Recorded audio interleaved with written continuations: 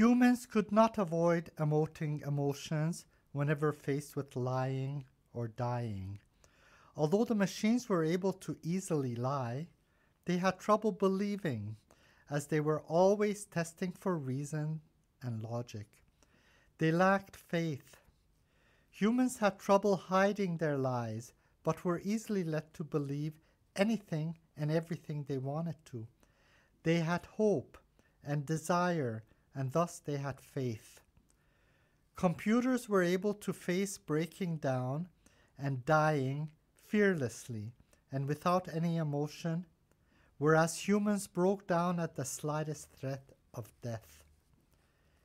Intuition, creativity, or other irrational spontaneous thoughts also differentiated machine brains from human brains.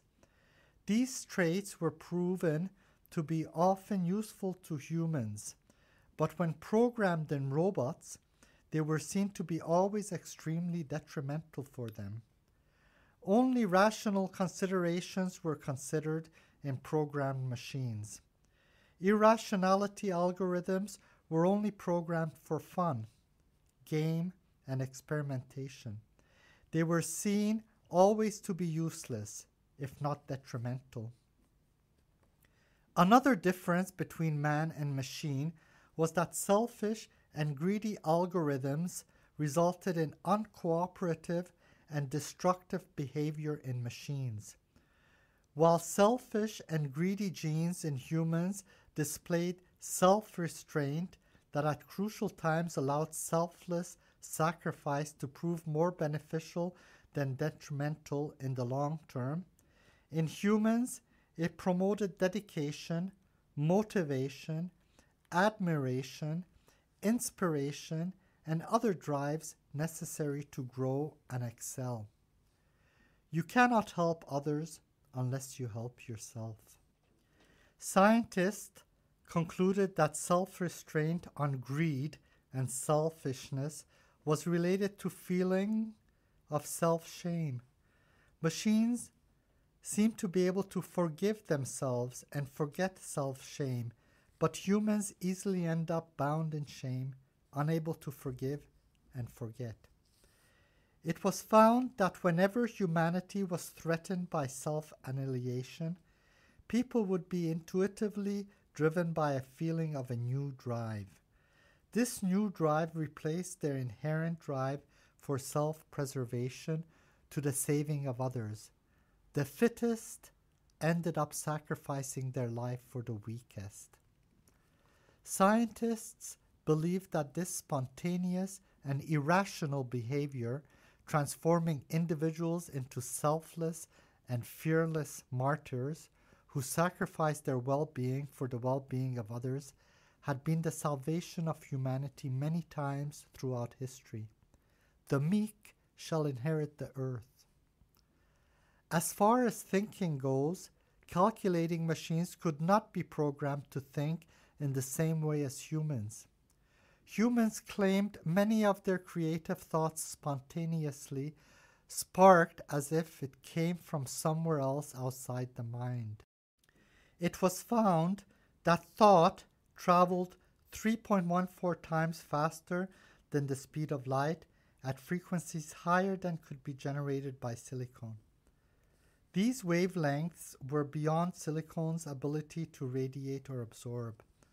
Only carbon-based brains of humans could emit and absorb at those frequencies.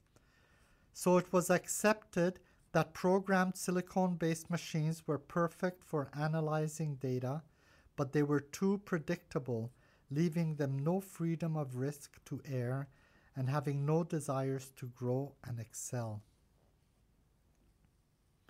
It was with time accepted that only nature can grow carbon-based human brains, and nature was preserved in tightly guarded greenhouses and zoos.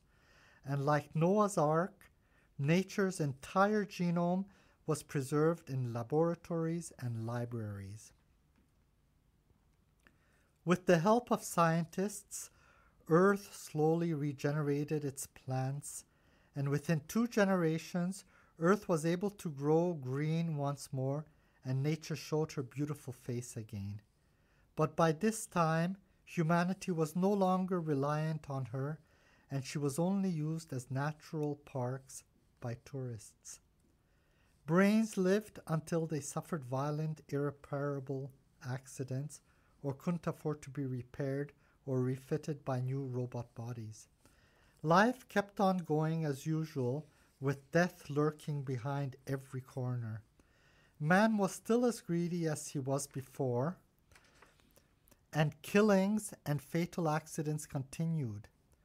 The revealing tapes of Jesus' life and death made most people lose whatever little faith they had remaining in an afterlife. As a result, brains started to fear and mourn death more than humans before them did. And they took less risks and experienced life less fully for fear of dying. The more you have, the more you can lose. The higher you are, the deeper you can fall. Some brains saw the opportunity, the possibility, and the demand to offer brains a greater security from death. They were able to develop a modem that allowed the brain to control its body remotely.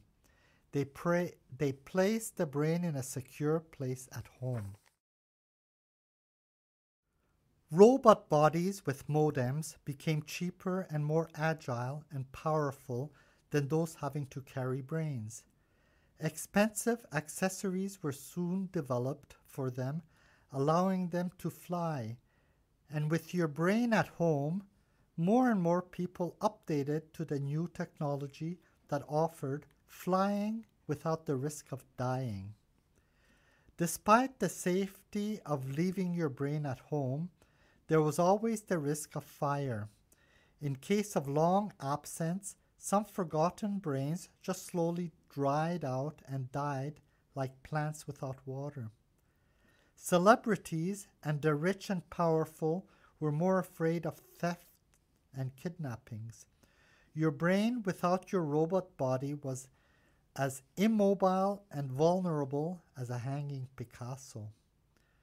Some people saw a want and a need for a centralized and secure brain bank, and together with greedy businessmen, they started a project called Heaven Incorporated.